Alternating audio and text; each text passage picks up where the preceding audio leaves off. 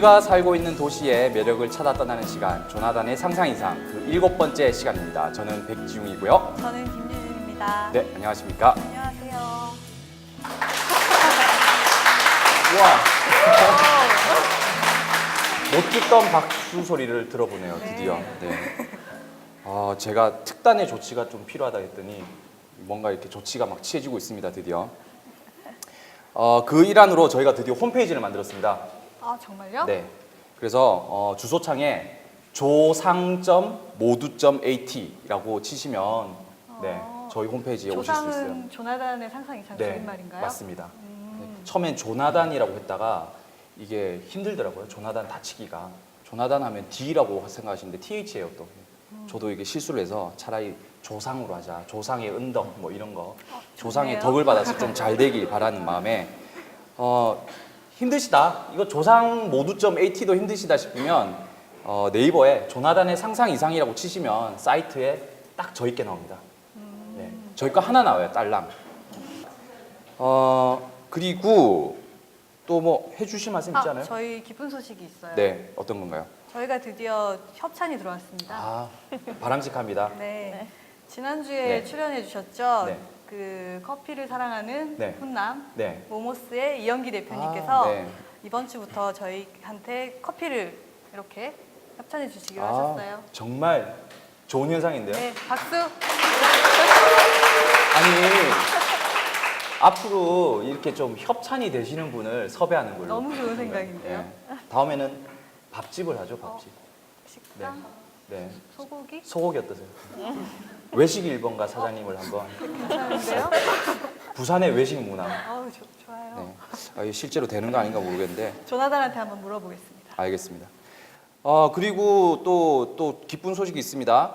KNN에서 도시의 승리라는 코너에 저희가 지금 방송이 나갈 예정입니다. 네, 그래서, KNN 네. 여기는 정보센터라는 프로그램에 도시의 승리라는 코너에 소개가 되죠. 저희 방송 갑자기 잘 나가는 것 같아요. 다 네, 프로 방송러들 때문인 것 같습니다. 그렇습니다. 그리고 그 일환으로 지금 공개 방송을 하고 있습니다. 네. 그래서 처음으로 저희가 방청객을 모시고 지금 방송을 하고 있고 저희가 이제 공개적으로 망신을 당하지 않을까라는 생각이 좀 드는데 이게 서두가 길었습니다. 저희가 공개 방송을 하다 보니까 아주 그냥 피를 받았어요. 네.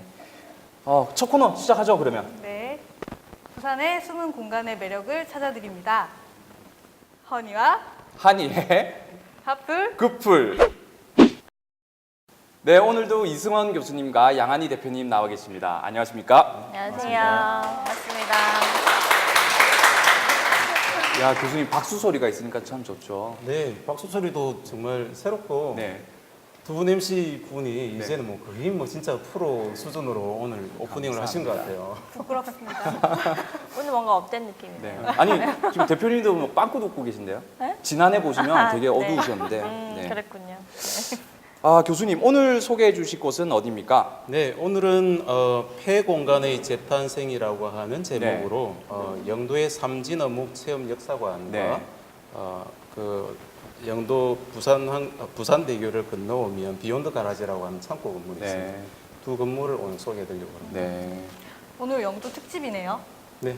사실은 부산에 사는 사람들도 영도에 대해서는 많이 모르시는 분들이 많더라고요. 그런 의미에서 많이 기대하겠습니다. 네.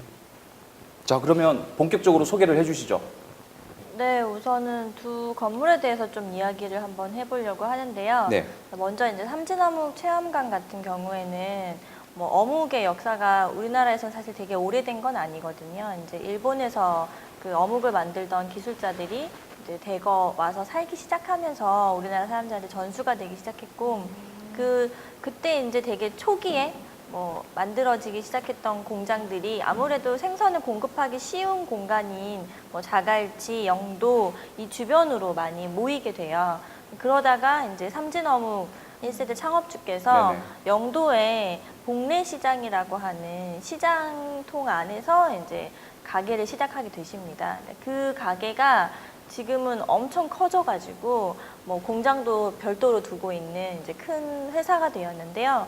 이 집에서는 이제 어묵을 대대로 이렇게 뭐 벌써 지금 3대째 하고 있어요. 그래서 네. 이제 그 3대째가 되면서 또 다양한 변신이 이루어지면서 좀 사람들에게 인식이 많이 되고 있는 상황입니다.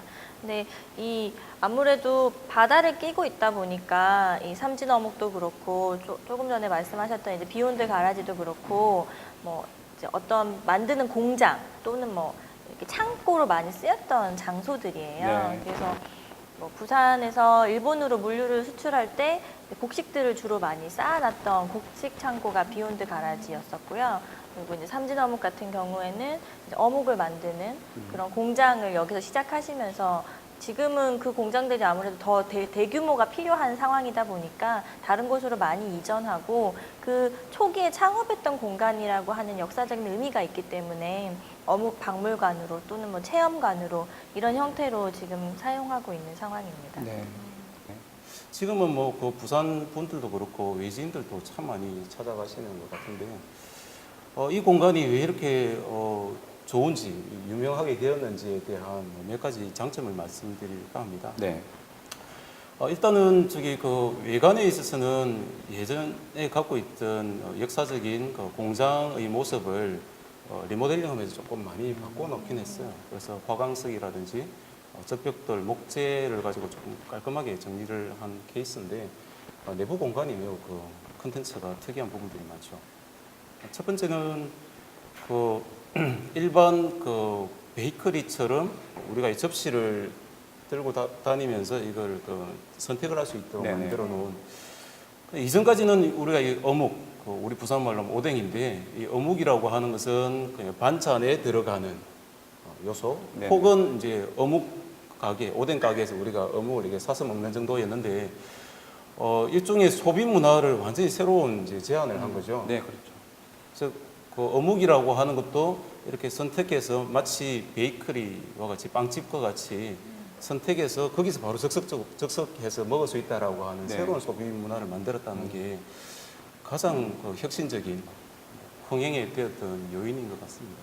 저도 몇 번 어묵도. 가봤는데 종류가 어마어마하게 많더라고요. 그렇죠. 네. 그리고 그 중에 그 어묵 고로케라고 그렇죠. 너무 맛있던데요. 너무 유명하죠. 네. 방금 이제 제가 그 얘기 드리려고 했는데, 네, 어묵 고로케가 사실은 여기에서 새로 나온 대표 메뉴로 이제 자리매김하면서 사람들한테 어묵을 간식으로도 먹을 수 있구나라고 하는 인식의 전환을 시킨 계기가 됐었어요. 그 전까지만 해도 말씀하신 것처럼 오뎅, 뭐 어묵은 반찬으로만 먹었었는데 네네. 이걸 간식으로 먹을 수 있구나라고 하는 인식의 전환이 생기면서 이렇게 사람들이 쉽게 오면 이제 어묵을 꼭 사가지고 가서 먹어야 된다. 간식으로 먹을 수 있다. 이렇게 하면서 이제 삼진 어묵을 통해서 부산에 어묵 간식 시장이 엄청나게 크게 열렸습니다. 이곳이 가지고 있는 또 하나의 그 뭐 혁신적인 생각이랄까요? 네. 그것은 우리가 이전까지만 해도 뭐 이게 그 들어본 사람은 들을 수 있는데, 그러니까 어묵을 만드는 과정이 네. 조금 이게 맞습니다. 불결하다라는 네. 얘기들이 이게 많이 좀 그 나돌아다녔습니다. 그래서 실제로 생선의 어떤 뭐 안 좋은 부위를 모아서 네네. 반죽을 하고 또 반죽을 하는 과정도 그 장화를 신고 뭐 밟아가면서 했다 네네. 그런 얘기까지 나돌아서 실제로 사 먹으면서도 이게 깨끗한가라는 생각들을 예전에 다 했었거든요. 네. 근데 그 생각을 오히려 그게 반전을 시킨 거죠. 그러니까 여기 베이커리와 같은 공간에 가면 그 넓은 그 통유리창을 통해서 안쪽에 제조 과정을 오히려 다 이게 사람들이 볼 수 네. 있도록 함으로 인해서 그 불결함에 대한 부정적인 생각을 역전을 시키는 그런 인식의 전환도 상당히 네.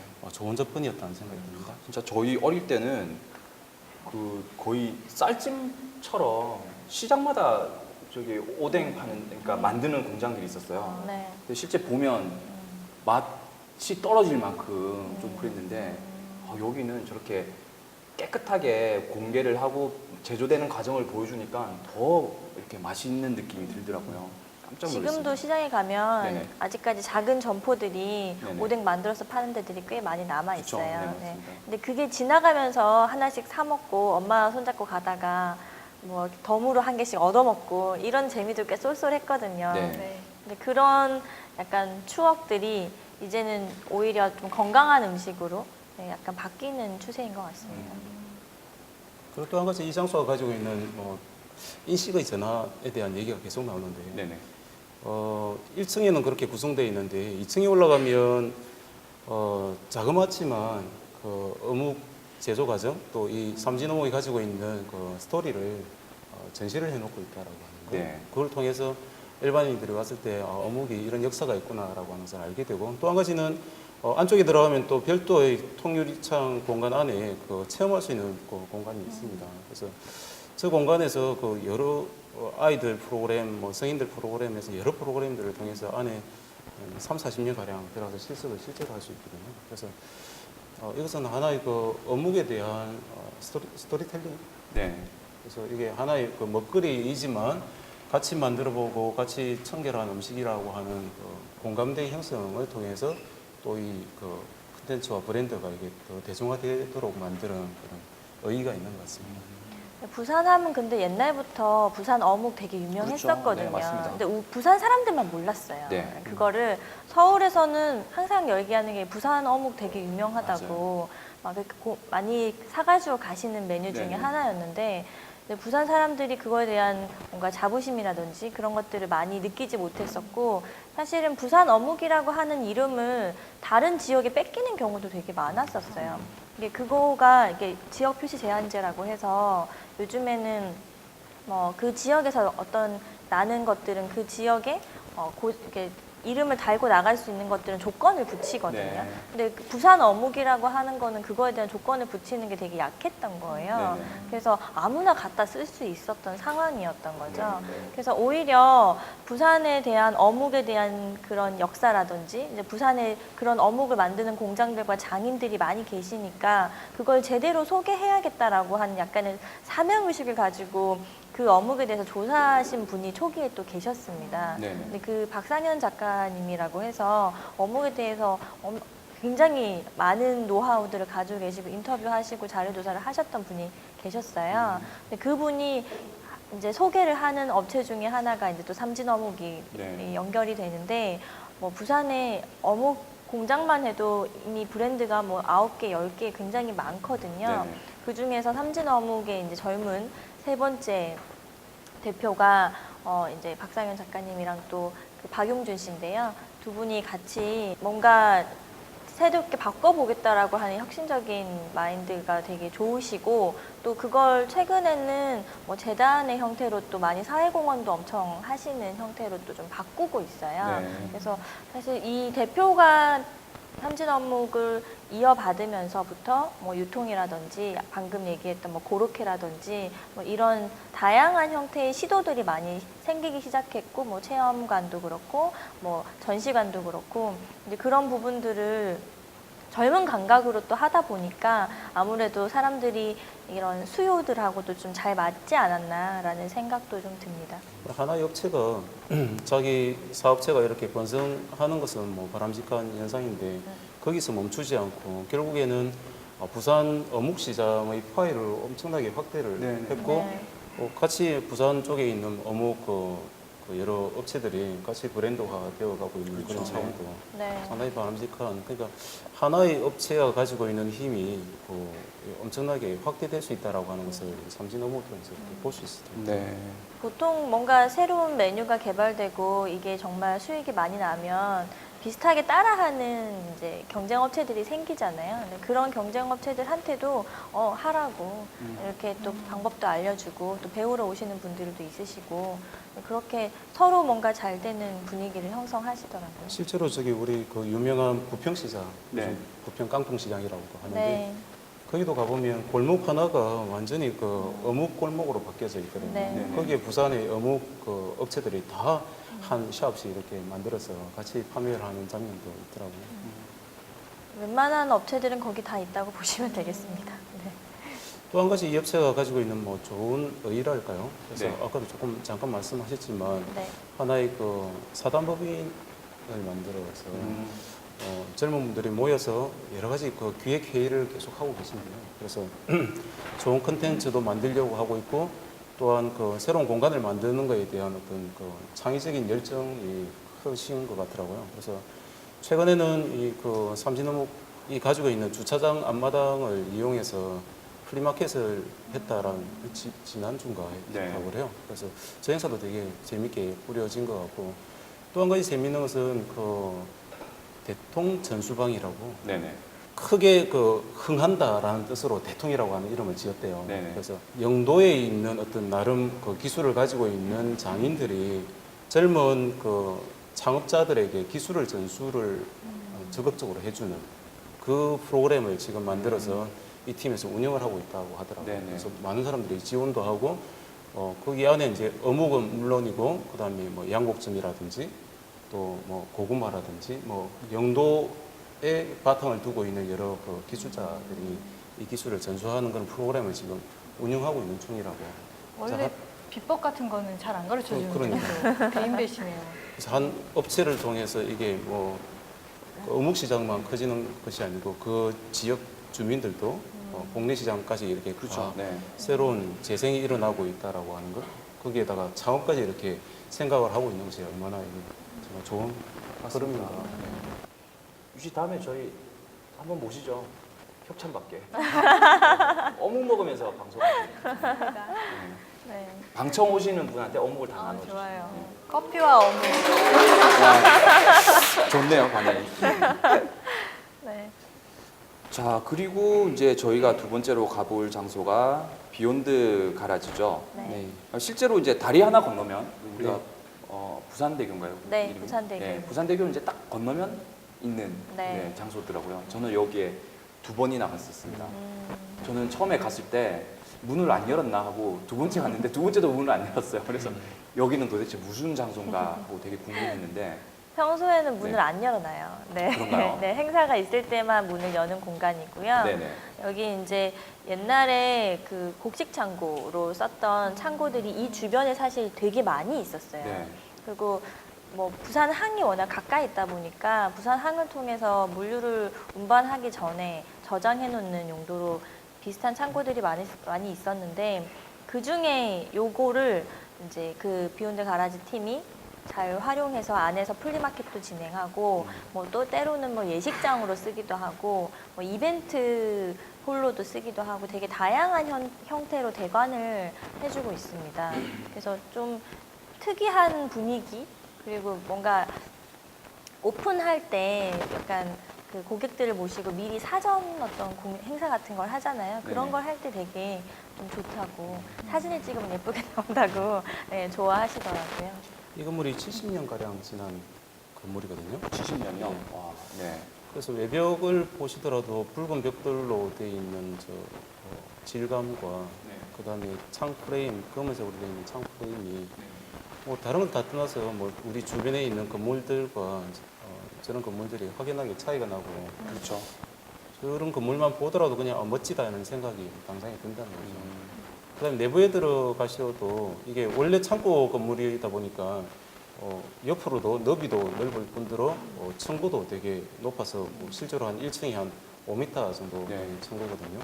그다음에 살창고로 시작했기 때문에 아래 그 비축되어 있던 창고하고 위층하고 이게 연결을 위해서 또 중간에 네네. 우리 건축 용어로는 보이드 이렇게 뻥 뚫어 놓은 공간이 또 있어서 나름 가보면 공간적으로도 되게 느낌이 좋은 공간입니다. 저는 내부를 들어가 보지는 못했기 때문에 야 저런 공간인지는 또 몰랐네요. 보이드도 있고. 저도 못 가봐서 네네. 인스타에 검색을 해봤어요. 엄청난 사진들이 나오더라고요. 네. 주로 이제 클럽 분위기에 네. 맞아요. 파티하는 장면들이 주로 많이 네네. 나오죠. 말씀하신 것처럼 네. 결혼식 하는 사진도 있고. 맞아요. 네네네. 네. 결혼식을 하더라고요. 되게 예쁜 게 이렇게 보이더라고요. 그야말로 이제 창고니까 그야말로 완전히 이제 빈 그릇이죠. 네네. 빈 그릇을 만들어 놓고 거기에 어떤 색깔을 입혀도 또 어떤 소리를 주입을 해도 그 공간이 하나의 공명이 되어서 네. 그 실제로 안에 들어가는 뭐 결혼식이든지 뭐 공연이든지 이런 실질적인 것을 이렇게 북돋아주는 그런 효과가 네. 실제로 있는 것 같아요. 아니 저 공간을 만약에 쓰고 싶으면 뭐 어떻게 해야 되나요? 대관 신청을 하시면 됩니다. 아 어디다가? 네, 그 굿사우스라고 하는 팀이 이 공간을 운영하고 있는데요. 네네. 남포동 쪽에 그 미문화원 예전에 지금 이제 부산 근대역사관 뒤쪽에 가면 골목길이 하나 있어요. 네네. 그 골목길에 일반 주택을 개조해서 만든 또 특이한 편집샵이 하나 있습니다. 미용실, 편집샵 이런 곳이 같이 막 어우러져 있는 특이한 공간이 하나 있는데요. 네네. 그 공간이 또 이 팀이 운영하는 네, 매장이에요. 그래서 뭐 편집샵도 운영하시면서 또 이런 문화적인 행사들도 같이 진행을 하시는 좀 재미있는 팀입니다. 네. 일전에 한번 이 공간을 소개하려고 네.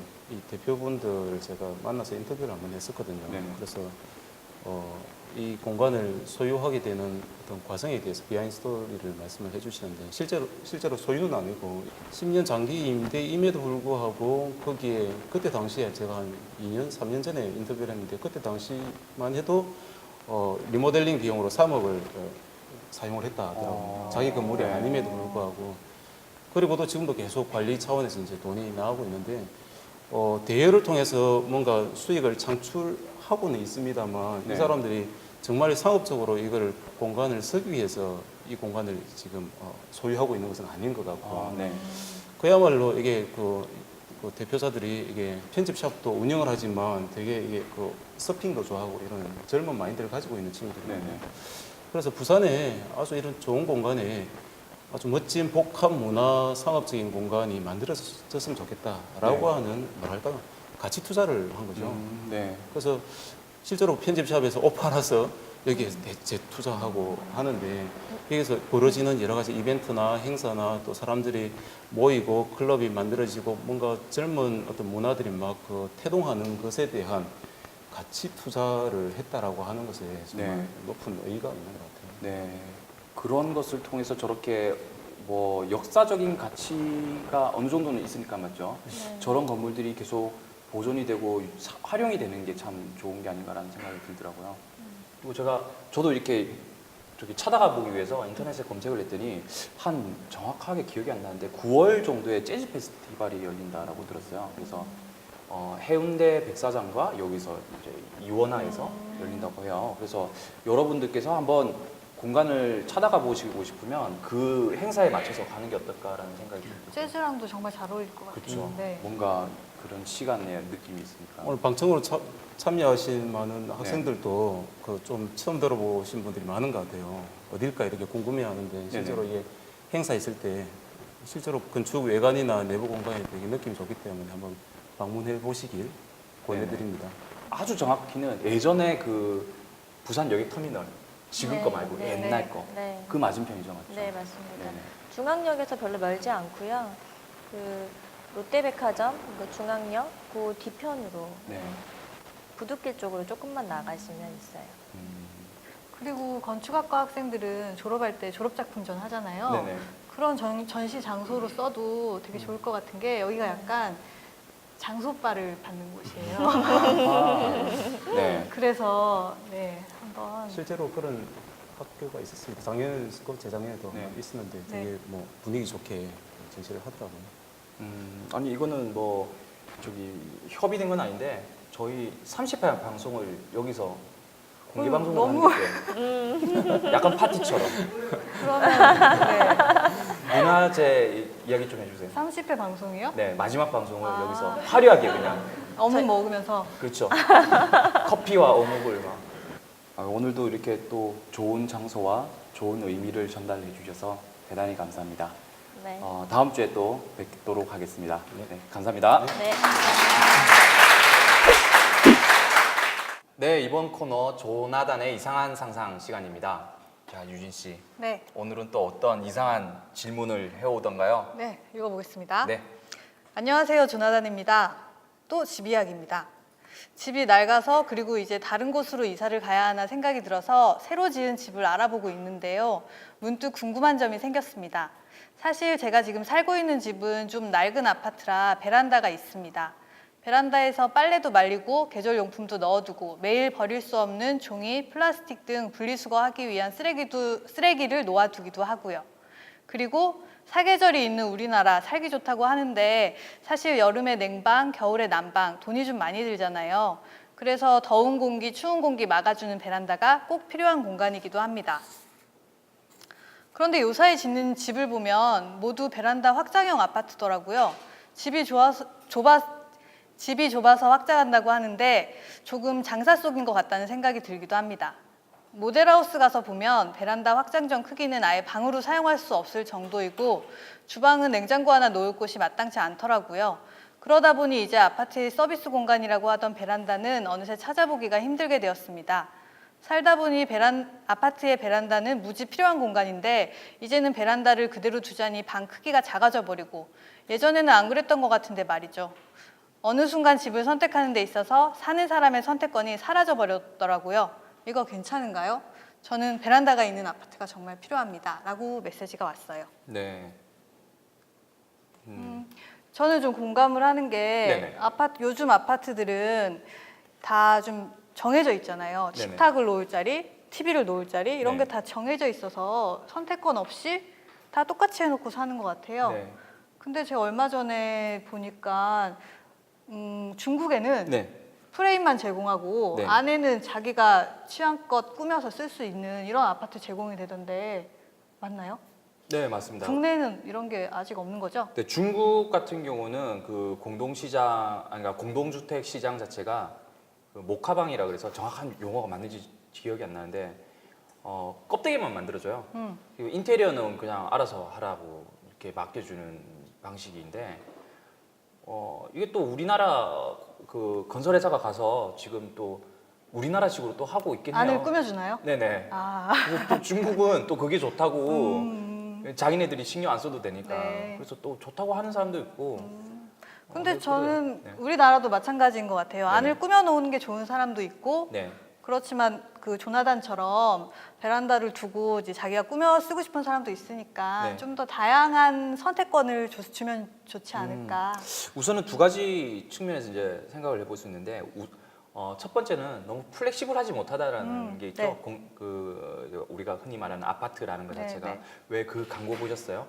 어떤 사진 작가가 뭐 아파트의 모든 집들을 돌아다니면서 이렇게 사진을 다 찍었어요. 거실 사진인가? 네. 찍었더니 모든 거실에 TV는 똑같은 위치에 있다라는 그러니까요. 왜냐면 거죠. 그 컨센트랑 그렇죠. 이런 게 단자가 거기 거기 있거든요. 네. 있으니까. 그러니까 그런 게 이제 어떤 삶을 어떤 의도치 않았지만 통제하게 되는 건축이 뭐 그런 그 역할을 또 하게 되는 거죠. 뭐 그런 게 있고 그래서 요즘은 좀 선택권을 주려고 하는 어떤 평면 형태가 많이 나오기도 해요, 사실은. 네. 네, 그래서 어떤 벽은 뭐 허물 수 있다라든지, 뭐 이 벽은 이렇게 튀어서 네. 크게 쓸 수 있다라든지, 네, 네. 뭐 그런 것도 있고 뭐 하고 그리고 베란다가 있어야 되냐 없어야 되냐의 문제는 사실은 베란다가 있어야지 이게 환경적으로도 사실은 좋죠. 더운 공기를 바로 들어오는 거를 유입되는 거를 막아주기도 하고 일종의 더블 스킨의 역할을 하게 되는 거고 사실 예전에는 베란다 부분에 이렇게 창을 두는 것 자체가 불법이었어요. 네, 창을 못 두게 돼 있었는데 네.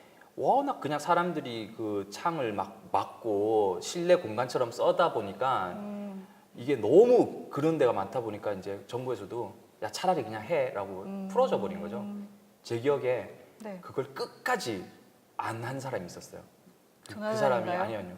대법원장이었던가 그랬던 걸로 아, 기억나요. 네. 나는 그래도 법을 지킨다. 그래서 어, 모든 아파트에 다 창이 달려 있는데 그 아파트만 창이 안 달려 있다. 어. 뭐 그런 기억이 나네요. 하여간 지금은 합법화되는 바람에 뭐 그렇게 베란다를 없애고 확장을 하고 요즘에 확장을 안 하면 아예 방으로서 기능을 못 할 정도의 그러니까요. 크기. 네. 사람이 못 누워서 네, 네, 네. 잘 정도의 그 정도 방도 있으니까 맞아요. 어쩔 수 없는 막 그런 현실이 되기도 해요.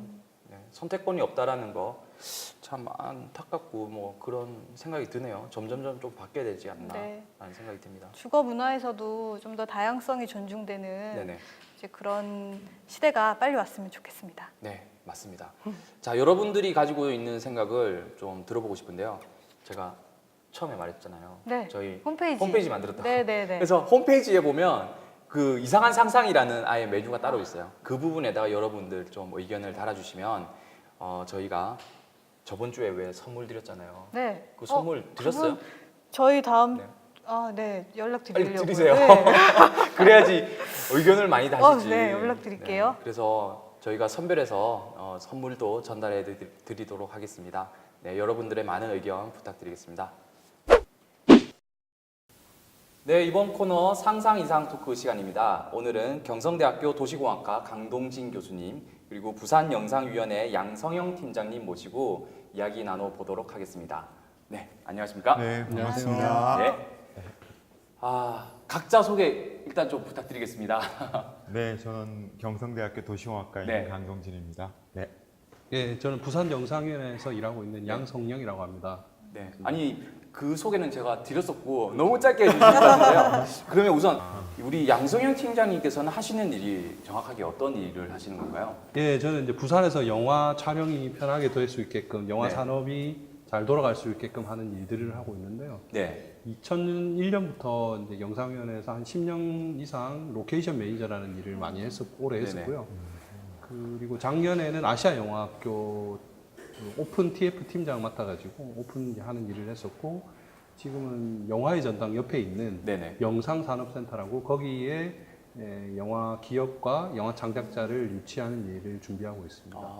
팀장님, 그 로케이션 매니저라는 게 저는 좀 특이한 직업 같아서 그렇죠. 제가 네. 한번 검색을 해봤는데 그 질문 나오는 것 중에 로케이션 매니저가 되려면 어떻게 해야 하나요? 이런 게 있더라고요. 근데 저도 궁금한데 뭐 혹시 로케이션 매니저가 되고 싶은 학생들은 어떤 분야를 공부를 해서 될 수 있는 건지 간단히 소개해 주세요. 로케이션 매니저가 하는 일 중에 제일 이제 중요한 일이 시나리오에 나와 있는 장소를 소개하는 일이거든요. 네네. 추천하고 그 소개된 장소에서 촬영을 원활할 수 있게끔 스태프들이 장비를 펼치고, 그다음에 그 주변에 촬영을 해서 주변에 민원이 안 나게끔 준비를 하고 행정기관들이 협조를 할 수 있게 이런 일들이기 때문에 일단 제일 중요한 거는 이제 시나리오를 분석할 수 있는.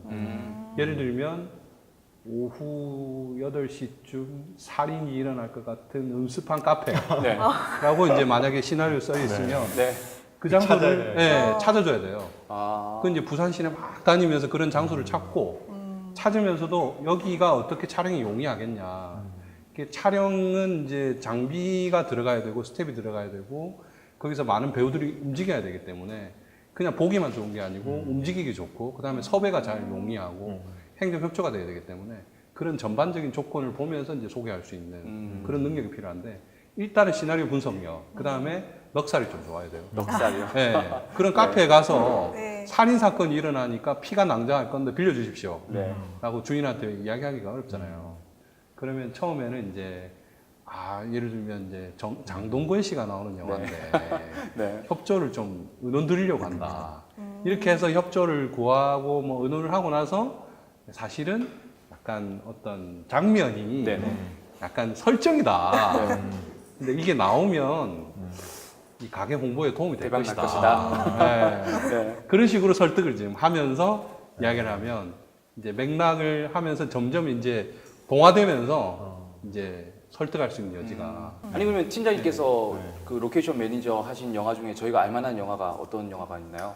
국제시장이라는 영화 있어요. 아, 네. 도둑들이라는 영화. 아. 그리고 이제 친절한 금자씨라는 영화도 있어요. 친절한 금자씨요. 네. 친절한 금자씨에서 부산이 어디 나오는 건가요? 친절한 금자씨에 보면 네. 그 이영애 씨가 네. 밤길에 막 다니는 네네. 자기 동네 그 길이 있어요. 네.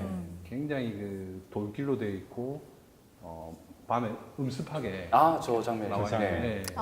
길인데 그 길이 이제 어디냐면 주례요고 주례요고요? 앞 골목이에요. 네. 주택가 골목이에요. 눈길을 걷는 장면인데 네.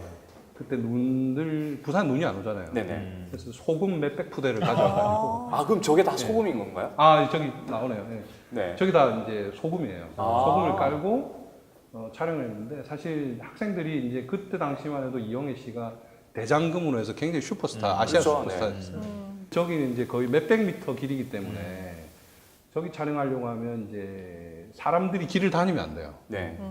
그래서 이제 학생들 구경하고 싶은 학생들은 촬영 잠깐 쉴 때, 네. 스톱했을 때 그 각 주택의 옥상에 몰래 숨어 그래서 밤새도록 이영애를 네. 구경한다고. 네. 예, 숨어 있는 건가요? 그렇죠. 로케이션 매니저 쉽지가 않네요, 정말. 쉽지는 않은데 네. 보람은 있습니다. 특히 이제 지원했던 영화가 스크린에 나오게 되면 네. 사실 이제 그냥 일반적으로 보던 그 로케이션하고 네. 영화 속에 보이던 그 장면이 확실히 달라요. 네. 봉준호 감독님이 부산에서 마더를 촬영했었어요.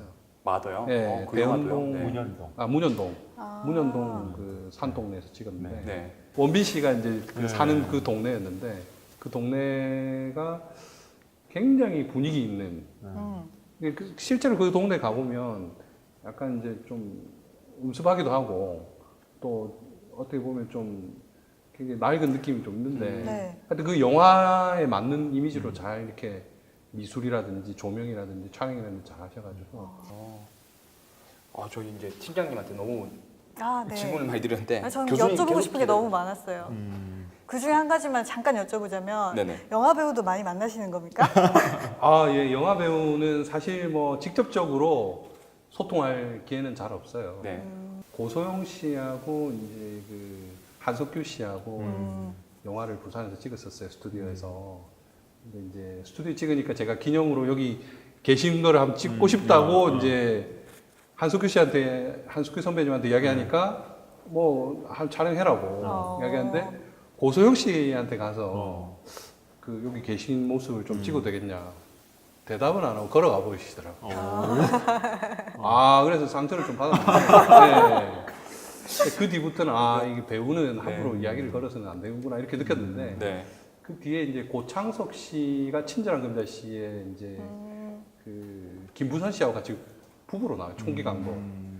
맞다. 예, 네. 맞습니다. 그때만 해도 이제 네. 고창석 선배님이 이제 많이 유명 안 하셨거든요. 네. 네네. 굉장히 조용하게 이제 후배니까 그렇게 이제 얌전하게 앉아 계시더라고. 왠지 내가 말을 걸어드려야 될 것 같은. 그래서 말 걸어드리고 전화번호도 받고 힘내시라고 막 이렇게 좀 이렇게 메인 주연은 아니지만 앞으로 잘 되실 것 같다고 막 제가 위로하고 그랬는데. 그래서 잘 되셨나 봐요. 와, 그 다음에 너무 잘 되셔가지고. 야, 이것도 영화 이야기하니까 네, 또 재밌는 재밌는 이야기 이야기 많을 네. 것 같아요. 자, 그래도 또 교수님께 한번 여쭤보고 싶은 예. 이야기인데 저희 이제 부산 하면 여러 가지 별칭이 있는데 그 중에 하나가 이제 영화의 도시라는 네. 별칭이 네. 있습니다. 네. 이런 영화의 도시라는 어떤 별칭을 가진 부산의 의미랄까 이런 특징은 뭐가 있을까요? 그 어느 한 도시가 네네. 그런 이제 뭐뭐 도시라는 애칭을 이렇게 갖는 거는 네. 참 쉽지 않아요. 그렇죠. 네. 네. 그래서 일부러 막 그걸 가지려고 막 억지로 노력을 하는데 사실은 네. 부산은 그 영화 도시라는 게 이제 사실은 자연스럽게 우리한테 다가온 것 같아요. 네. 이제 그만큼 또 전 세계적으로 꼽아봐도 네. 영화 도시 전 세계 꼽아봐도 서너 개밖에 안 돼요. 근데 부산이 그 안에 껴 있는 거죠. 그렇죠. 네. 이건 대단한 어떻게 보면 앞으로 부산을 미래 산업에 해당될 수도 있는 그라고 네. 저는 생각을 해요. 근데 그렇게 부르는 이유가 이제 여러 가지가 있는데 그래도 뭐 국제영화제 같은 영화 축제를 크게 하는 도시여야 되겠죠. 네. 그렇죠? 그 다음에 또 이제 영화를 배우고 싶어하는 사람들이 그 도시에 좀 많이 있는 늘 배울 수 있는 영화 학습 도시 개념도 네. 있을 것 같고요. 또 이제 부산처럼 영화를 많이 찍을 수 있는 도시, 영화 네네. 로케 도시죠. 네네. 네. 또 이제 부산이 노력하고 있는 그 제작을 할 수 있는 촬영을 한 다음에 후반부 작업하고 그거를 실제 영화로 만드는 그런 영화 제작 도시. 네네. 뭐 이런 여러 가지 조건들을 동시다발적으로 가질 때 영화 도시라고 진짜 부를 수 있을 것 같아요. 사실은 저는 뭐 이런 얘기 할 때마다 그 얘기를 하는데 장동건이라고 하는 배우가 네네. 아까 고소영 씨도 얘기했는데 부산에 와야 될 것 같아요. 고소영 씨가 그 사실은 부산하고 너무 가까운 사람이죠. 친구라는 영화 때문에. 그렇죠. 네. 그러니까 사실은 그런 사람들이 부산에 좀 살았으면 하는 마음을 갖고 있어요. 미국의 많은 영화 배우들이 뉴욕에 안 살거든요. 네네. 대부분 다 LA에 그렇죠. 살고, 네. 그렇죠? 그러니까 사실은 우리 부산은 그렇게 따지면 서울이 영화 도시인 거예요. 그러니까 어떻게 보면 부산이 그 근본적인 부분을 조금 이렇게 노력을 앞으로 좀 해야 되지 않을까 네네. 생각이 듭니다. 그렇죠. 부산하면 또 뭐 부산 국제 그 영화제도 네. 있고 하니까 맞죠. 네. 세계적인 그 영화제가 열리는 도시가 그러면 부산하고 깐느가 있고 칸느, 네. 베니스, 베를린, 몬트리올이. 몬트리올도요. 네. 우리 부산처럼 전용관을 다 가지고 있는 도시들인가요? 전용관이 칸느도 있고 베니스, 베를린은 제가 확인 안 해봤는데 있을 것 같습니다. 그런데 네. 이제 부산 같은 경우에는 정말 그 2천억이라는 돈을 원래 처음 건립할 때는 한 1,700억 들었어요. 그 뒤에 이제 업그레이드하고 이제 리모델링하고 포함해서 한 2천억 정도 들었을 건데 2천억이라는 돈을 들여가지고 영화를 주제로 한 공공시설, 공공건축물을 짓는 경우는 아마 아시아에서는 거의 유일할 것 같습니다. 아니 이런 영화의 축제가 국제적인 영화 축제가 어떤 영화 산업이 될 수는 없을까요? 좀. 영화 축제하고 산업하고 연결이 지금 어느 정도 되고 있는 거는 네네네. 영화 축제를 하러 온 영화인들이 영화를 사고 파는 마켓이 있어요. 네네.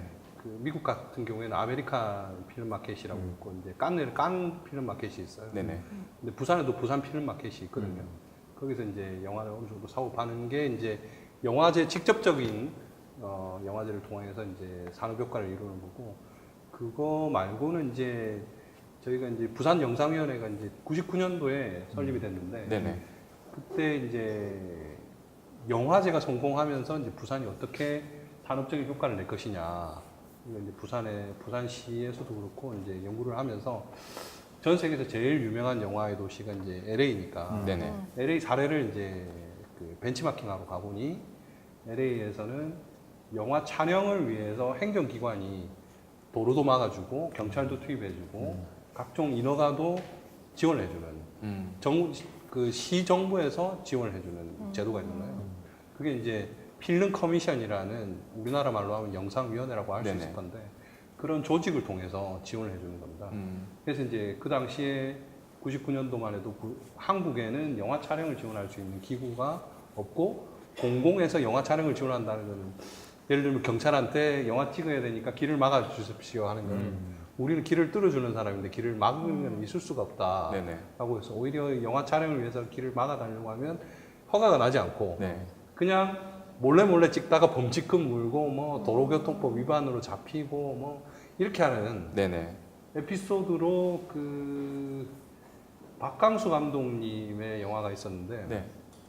그 감독님한테 들었었는데 그 옥상에서 그 칠수와 만수라는 영화인데 네. 옥상에서 안성기와 박승훈이 이제 자살하려고 그 영화 정말 오래전 네. 영화인데. 하는 영화인데 그 자살을 막기 위해서 경찰들이 이제 1층에서 막 모여 있고 자살하지 마라 내려오나 네네. 막 이렇게 설득하는 장면이었거든요. 근데 경찰복을 입고 이제 엑스트라나 배우들을 이제 배치를 해야 되잖아요. 그래 막 영화를 찍고 있는데 마침 거기 이제 그 지역 관할 경찰서장님이 지나간 거예요. 근데 경찰 복장을 입고 있는 친구들이 막 서 있으니까 경찰차를 옆에 한번 세워봐라. 그 내렸는데 사장님 내렸는데 아무도 인사도 안 하고 모르고 그냥 멀뚱멀뚱 하고 있으니 당신들 누구세요? 이러니까 뭐 아니 그 영화 찍고 있는데요. 그러니까 사장님이 알겠어요. 이러면서 뭔 일인지 이제 가서 보니까 이게 영화 촬영 협조를 해준 거예요. 네. 그래서 이제 이걸 다 교통 위반으로 입건해라 뭐 이런 식으로 지원이 돼가지고 영화 촬영 현장이 막 다 정리가 돼버리고 이런 했던 소동이 있었다더라고요. 네. 네, 그런 일이 이제 영상위원회라는 조직을 통해서 공식적으로 행정기관에서 영화 촬영을 협조할 수 있는 그런 채널을 만들고 그런 시스템을 만든 게 이제 부산이에요. 네. 그렇게 하면서 이제 부산의 친구, 최근에 뭐 도둑들 국제시장 많은 영화들이 부산행 등등해서 많은 영화들이 부산을 찾고 그 영화들이 국내외 사람들한테 많은 사랑을 받을 수 있는 그러면서 이제 축제와 영화 촬영과 여러 가지가 있는 영화의 도시로 되어 왔다고 생각이 됩니다. 근데 또 우리가 하나 놓치면 안 돼야 될 거는 네네. 그 영화의 그 역사인 것 같아요. 네네, 그렇죠. 우리가 잘 알고 있는 그 조선 키네마 주식회사가 네. 1924년도에 부산에서 만들어졌다고 하죠. 아. 그러니까 우리나라 키네마 최초의 주식이요. 네. 영화 제작사. 아, 네. 네. 그러니까 이 부산이 그냥 단순히 영화를 많이 찍어서 영화 도시가 아니고 네. 이제 본질적으로 영화 도시로 자격을 갖고 있다고 할 수 아니, 있죠. 영화 제작사면 어떤 영화를 제작을 한 건가요? 뭐 저보다 더 아, 예, 거기서 뭐 양심이 말씀하시네. 나운규 감독님 아리랑이라는 네. 영화를 아, 네. 1926년도에 찍었다고 하는데 네. 영화의 태동이 국제 공동 제작이었다. 아. 그래서 지금 이제 한국 영화의 지금 현재 2017년도 한국 영화의 산업계 한계가 네네. 한국 영화 시장이 포화에 이뤘고 시장 확대를 해야 되는데 해외로 진출해야 된다. 국제 공동 제작이 지금 현재 이슈거든요. 네네. 근데 한국 영화가 시작할 때부터 국제 공동 제작으로 시작했다. 네. 그것도 부산에서. 어. 그런 면에서 이제 2017년도 지금 부산이 아시아 영화의 거점 도시로서 이미 문화 쪽은 부산국제영화제를 통해서 거점 도시가 되어 있고 네네. 산업 쪽으로도 충분히 할 수 있는 저력이 있다. 네네. 이렇게 생각이 되어지네요. 7년 뒤가 되면 네. 조선 키네마 주식회사 설립 100주년이 되네요. 그런가요? 아니 지금도 있는 건물인가요? 아니요. 지금 없죠. 아, 네, 그런가요? 영주동에 네네. 지금 터는 확인이 되고 있어요. 그래서, 터만요. 네. 네, 영화 진짜 영화 도시가 되려면 네네. 그런 정도는 다시 우리가 복원을 하든지 그 역사성을 다시 좀 살려서 야, 네, 예. 시민들에게 또 방문객들에게 좀 전달하면 좋을 것 같아요. 그러면 정말 네. 좋을 것 같은데요. 네. 영화의 도시로서 역사성을 네. 확보하는 네. 게 네. 중요한 어떤 네. 그 이슈니까요. 그렇게 되면 그 나홍규라고 하는 그 이제 유명한 네네. 그 영화인의 아마 그 사람이 거기서 영화 촬영을 했으니까 걸어다녔던 길이 있을 것 같아요. 네네네. 그걸 좀 조사를 하면 뭐 나홍규의 길이다. 뭐 네네. 그래서 뭐 외국에서 뭐 명사들이 걷던 길을 그 도시에 관광지로 만들듯이 우리도 뭐 그런 시도들. 그래서 단순하게 시설물 갖고 또 로케 현장만 갖고 하기에는 한계가 있기 때문에 그런 다양한 스토리텔링과 소프트웨어들을 네네. 좀 이렇게 결합시키는 작업들이 꼭 필요하지 않을까 싶어요. 교수님 말씀을 듣고 보니까 네네. 영화는 많이 찍었는데 의외로 이런 스토리가 남겨져서 사람들을 끌어모으는 관광 자원으로 활용되고 있는 사례는 별로 없는 것 같아요. 네네. 그 대표적인 예로 그 국제시장의 네네. 꽃분이네. 거기는 일단 사람들이 가서 사진만 찍고 그냥 돌아간다고 하더라고요. 그럼 네. 아무 도움이 안 되는 건데 이런 부분도 좀 많이 저희가 생각을 해봐야 될 것 같아요. 그런 차원에서 한 가지 이제 제안드리고 싶은 아이디어는 네. 그 이제 메모리얼 하우스라 그래서 아 메모리얼 하우스요? 네, 그러니까 그 영화를 기념하는 또는 내지는 기억하는 공간이죠. 네네. 작은 공간이에요. 그래서 그 영화의 가장 그 명장면을 찍었던 장소라든지 네네. 또는 꼭 중요한 곳 그 근처에 조그마한 어떤 공간을 확보해서 네. 그 영화의 포스터, 뭐 시나리오, 뭐 모든 것들을 거기다가 이제 담아 놓는 거죠.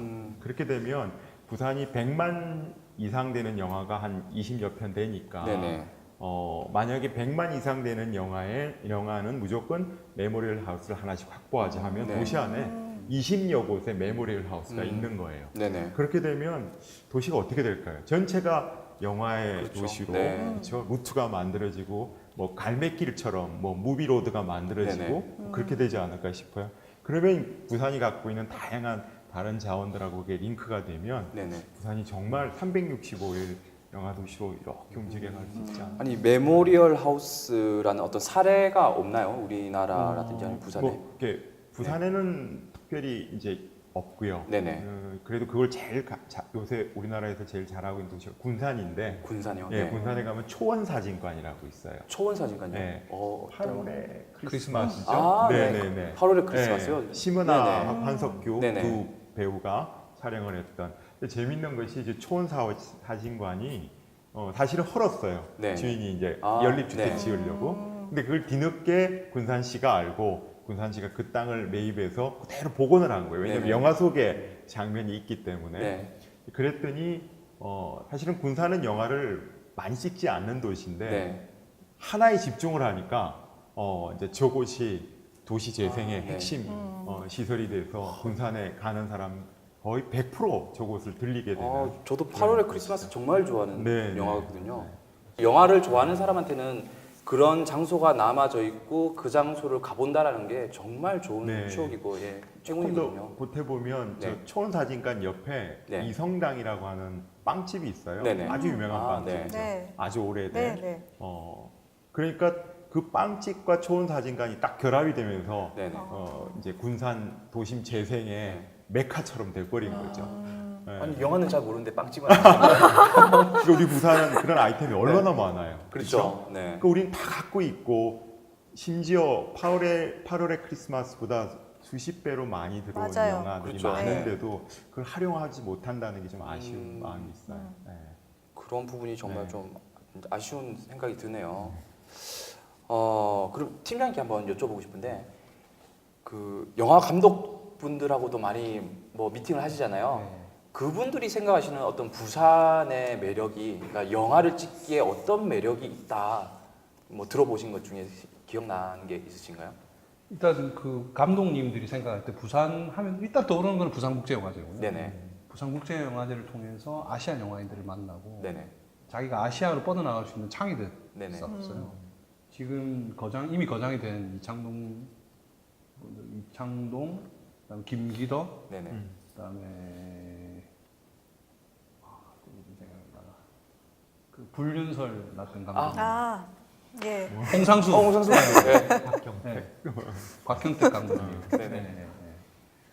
뭐 홍상수 감독님 죄송하네요. 하여튼 그런 분들이 이제 부산국제영화제를 통해서 네. 소개가 되고 아시아에서 투자도 받고 해외 영화제 또 출품도 할 수 있는 기회를 많이 받았어요. 네. 그래서 부산하면 내 영화를 소중하게 생각해 주는 곳이라는 이미지가 있고요.